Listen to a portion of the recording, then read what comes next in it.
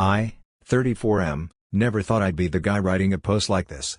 Honestly, I used to read these kinds of stories on Reddit during my lunch break and think, damn, glad that's not me.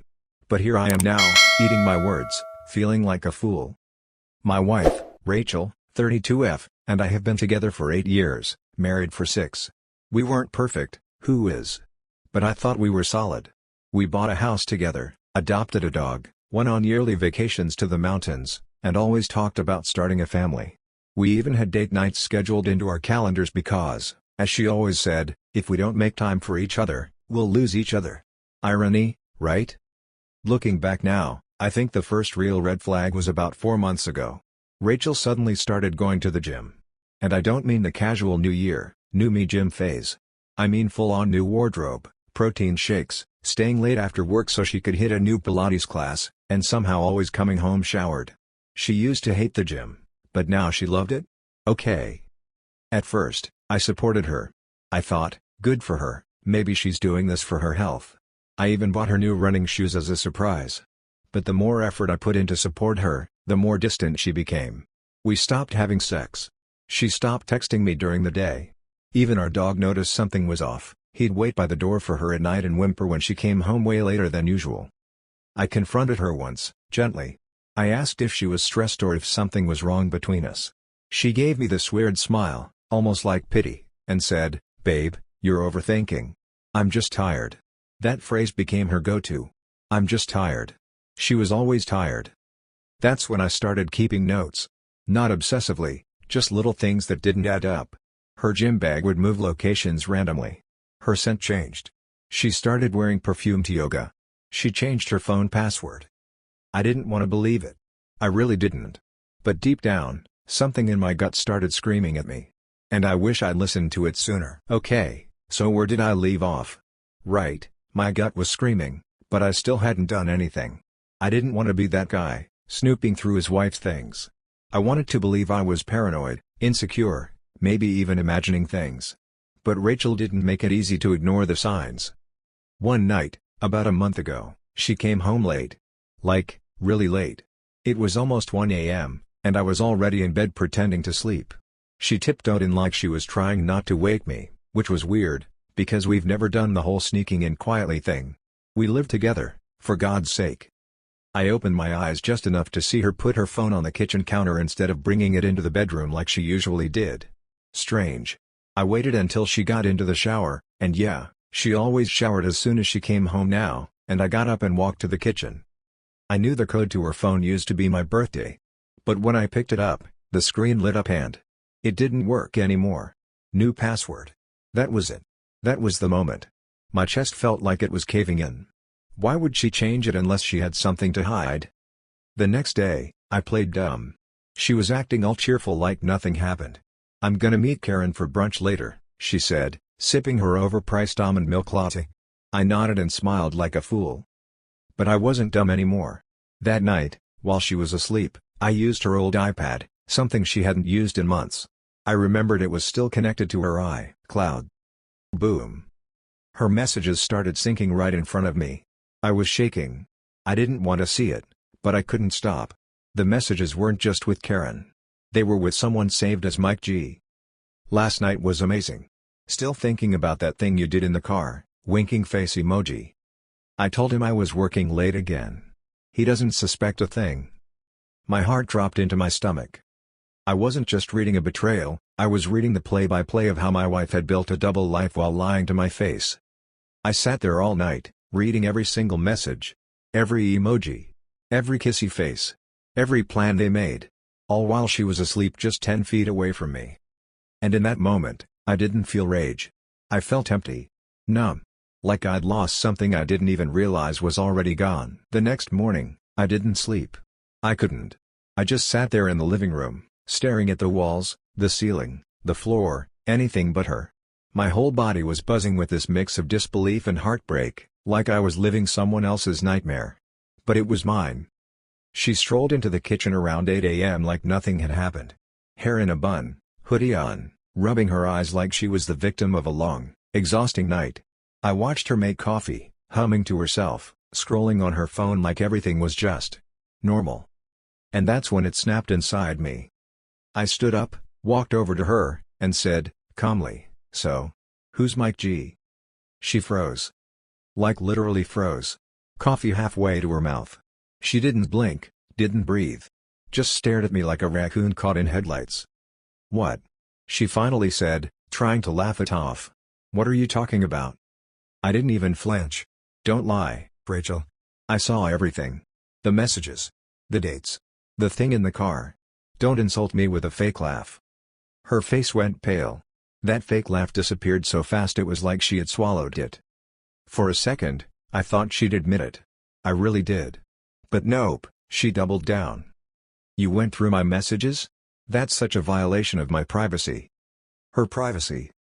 Not a word about the affair. Just outrage that I found out. I stayed quiet. Just looked at her. And I think that silence scared her more than yelling would have. Eventually, she said, "Okay, fine.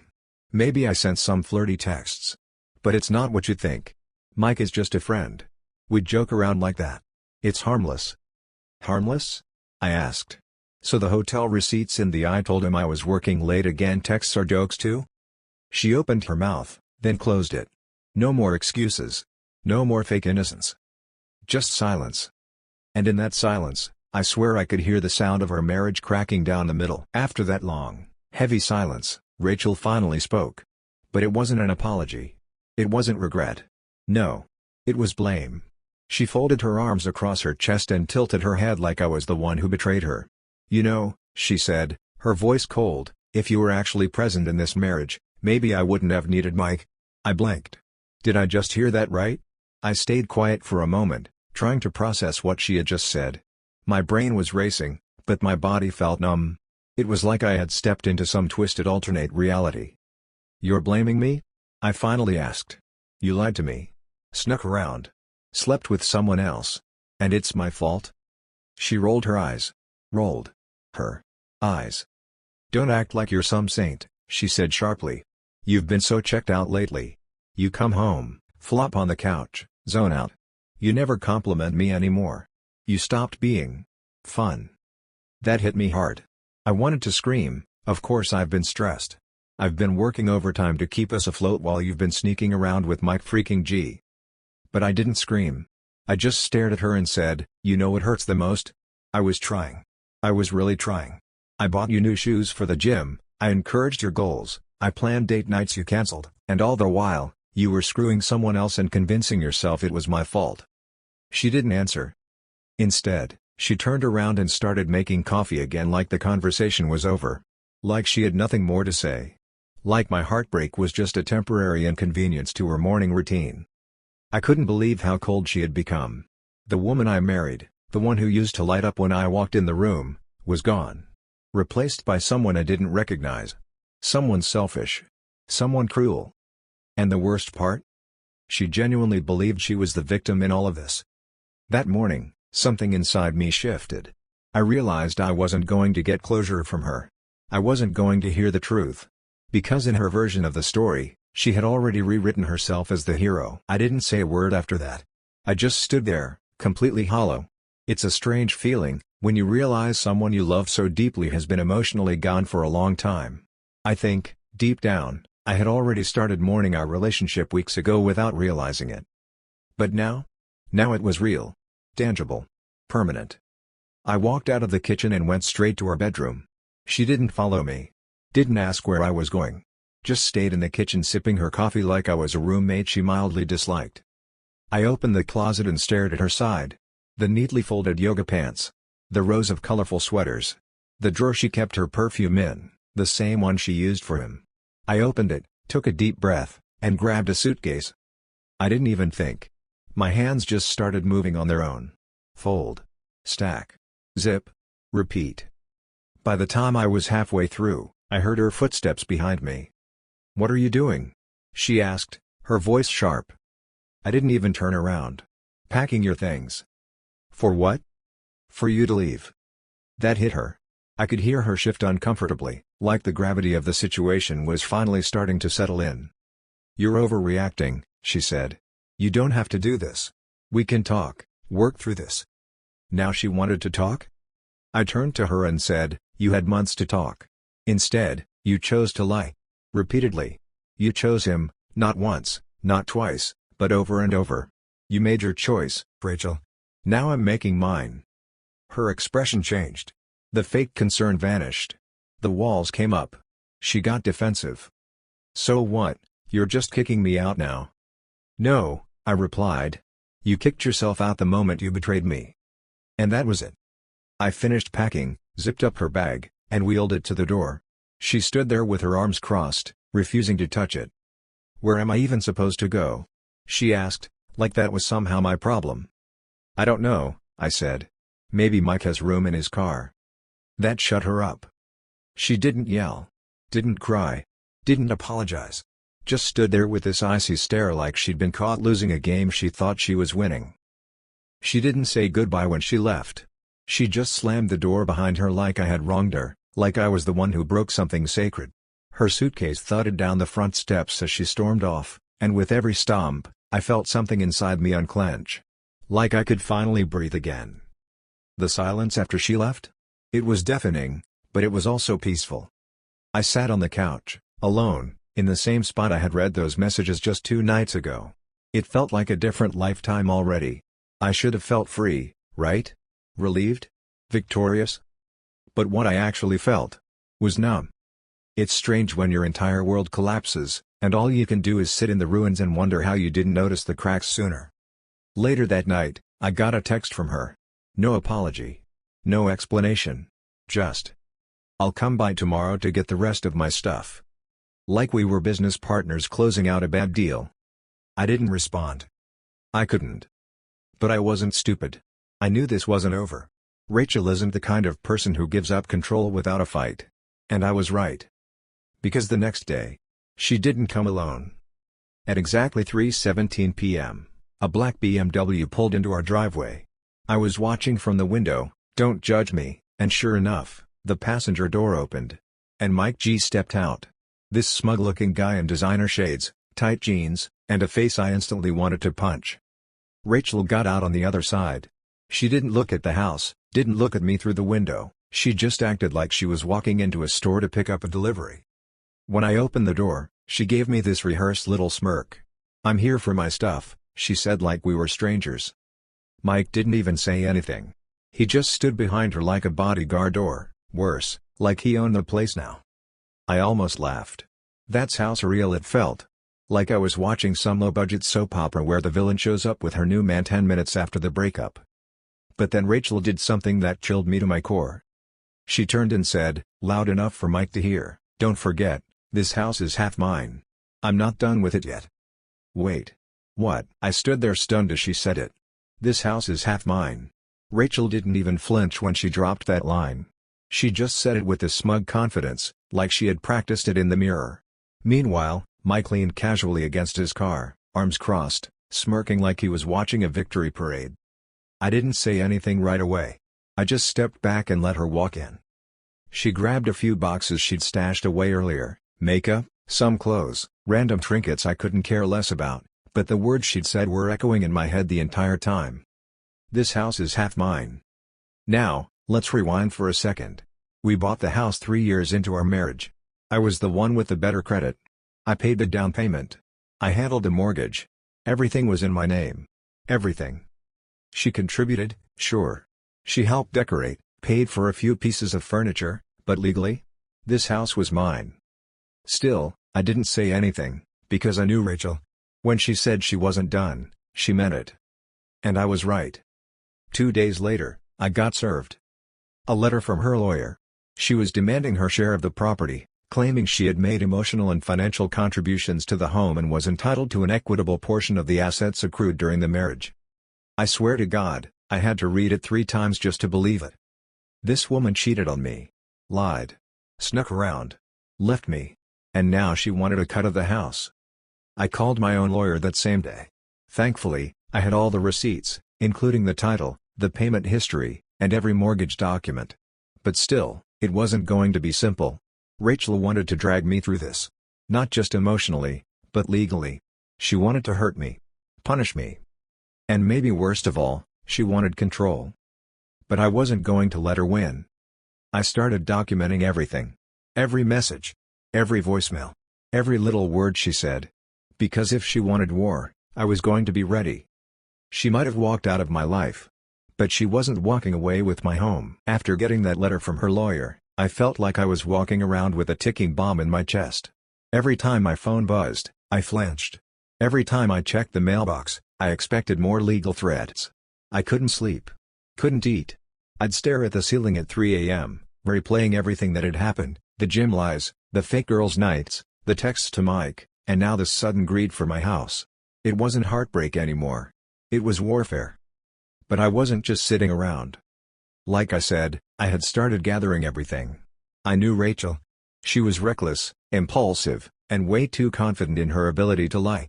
She always thought she was the smartest person in the room. And that kind of arrogance? It leaves footprints. I remembered her old laptop.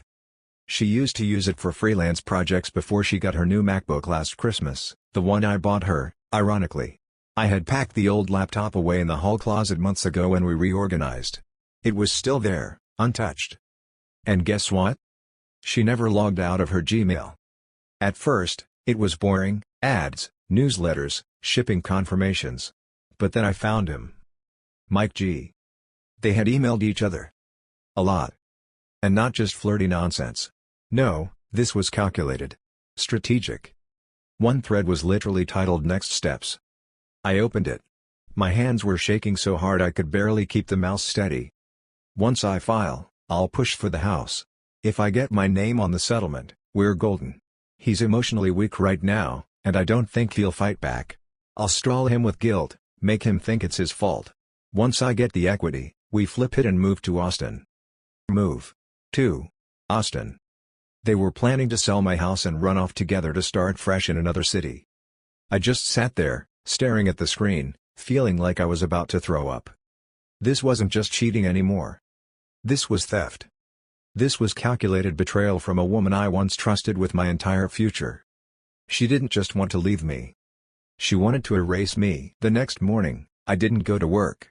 I sat in the living room, laptop open, her emails pulled up, and my phone recording, just in case. I knew I had to be calm. I couldn't yell. Couldn't give her the satisfaction of thinking she rattled me. But I also wasn't going to let her manipulate this anymore. Around 10:30, she texted. "Hey, coming by today to grab the rest of my things. Don't make it weird. Don't make it weird." I laughed out loud when I read that. Like I'm the one making things weird, and not the woman who tried to cheat, lie, and rob me blind with her side piece. She showed up just after 11, acting all casual again, wearing those oversized sunglasses she always wore when she wanted to feel untouchable. Mike wasn't with her this time, thank God. She barely made it 2 steps inside before I said, "Sit down." She froze. "What?" "I need you to see something." "Look, if this is about the house again." "Sit down." Something in my tone must have cut through the fake attitude because she actually sat. I turned the laptop toward her. Open Gmail. The thread titled Next Steps. She glanced at it, then looked away, scoffing. "Seriously? You went through my email now? Do you ever stop violating my privacy?" "Oh, I don't know," I said. "Do you ever stop plotting to screw over the man who built a life with you?" She stayed silent. So I kept going. Move to Austin with Mike? Take the house equity? Emotionally manipulate me? That was the plan, right? She finally spoke. "Fine," she snapped. "I was considering options, okay?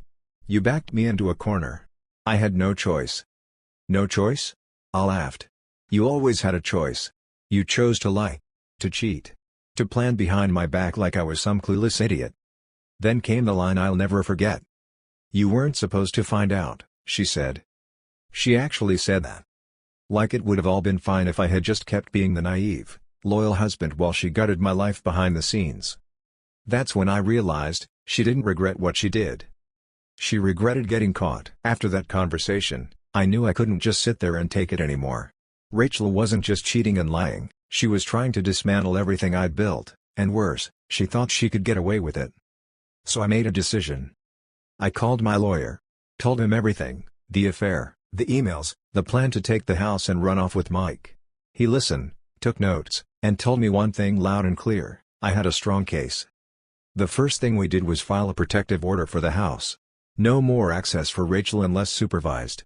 No more sneaking around or picking up things. Then I gathered evidence. Screenshots, messages, emails. I hired a private investigator to follow Rachel and Mike. I wanted to know everything: when, where, who, and how deep this went. And guess what? Turns out, Mike wasn't just a fling.